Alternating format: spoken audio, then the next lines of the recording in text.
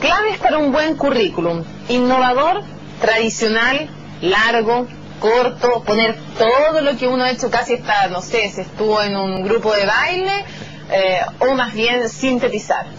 No, la clave es que el currículum sea adecuado. Cuando hablamos de longitud, que no sea ojalá más allá de 2 páginas, está súper demostrado que más del 80% de las personas que reciben un currículum no lo leen por completo. Por lo tanto, digamos, hay que tratar de hacerlo más corto para maximizar el hecho de que la gente lea la información adecuada. Súper importante poner un resumen al principio. Uno pone sus datos de contacto y después inmediatamente pone un resumen de básicamente su estudio, la experiencia y las habilidades que tiene, antes después de detallar los trabajos en los que participó.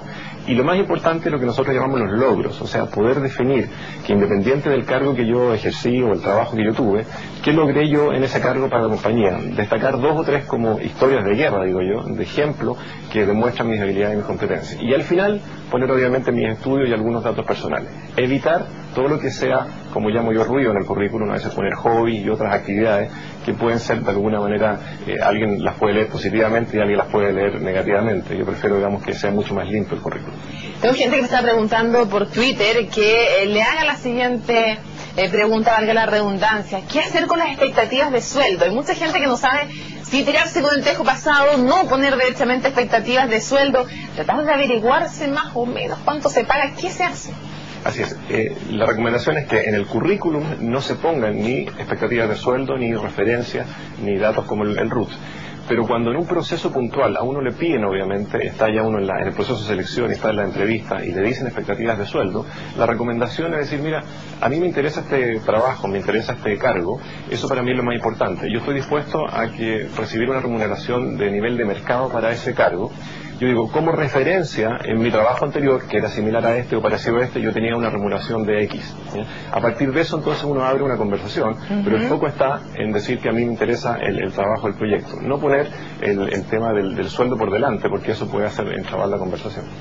¿Qué tan importante es averiguar a quién entregarle el currículum también? Porque dejarlo en recursos humanos a veces puede ser tan perdido como que se lo boten al tacho de la basura. No es por insultar a recursos humanos, pero en el fondo puede que le llegue como una bolsa de empleo y no es la persona adecuada.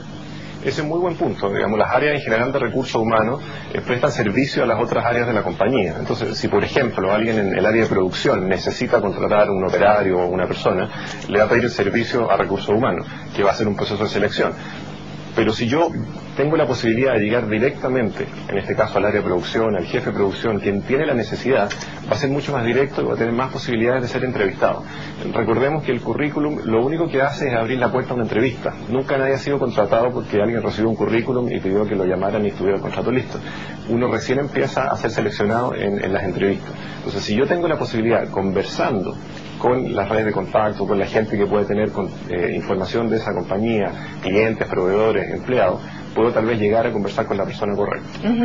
Ahora, un par de tips para la entrevista de trabajo. Evidentemente que la calma siempre es importante, pero también la seguridad en uno mismo me imagino que es clave a la hora de darle confianza al que está al frente de que uno va a ser un buen empleado. ¿Qué tips nos puede dar desde la forma de vestirse hasta cómo encarar una entrevista de trabajo? Lo más importante, creo yo, es la preparación. Mientras uno se sienta mejor preparado, va a ser un mejor desempeño y va a estar más tranquilo en la entrevista. Mi recomendación es bien simple para la preparación. Hoy en día la mayoría de las personas tienen acceso, por ejemplo, a cámaras con filmador, a los mismos celulares, a veces filman. Entonces, filmarse, hacer como una práctica de entrevista, que alguien te entrevista, para que tú veas más o menos cómo te desempeñas, veas algunos tics a veces, y te hagan preguntas que pueden ser un poco más difíciles y tú te prepares. Una vez que tú estás preparado, lo otro es que hay que tener claro, investigar un poquito sobre la compañía que te va a entrevistar. Hoy día en internet uno encuentra un montón de información, uno no puede llegar a una empresa sin saber de qué se trata lo que está haciendo la compañía. Y tercero es tener muy claro tu historia laboral y básicamente cómo tú has ido agregando valor en los trabajos que has tenido. Ojalá con estas como historias de guerra que yo hablaba anteriormente, estos casos de éxito que permitan identificar cuáles son mis habilidades, ¿no es cierto?, mis conocimientos. Perfecto, le agradecemos mucho entonces a Andrés Freudenberg que nos haya acompañado en la mañana informativa de Canal 24 Horas para hablar de la búsqueda de trabajo.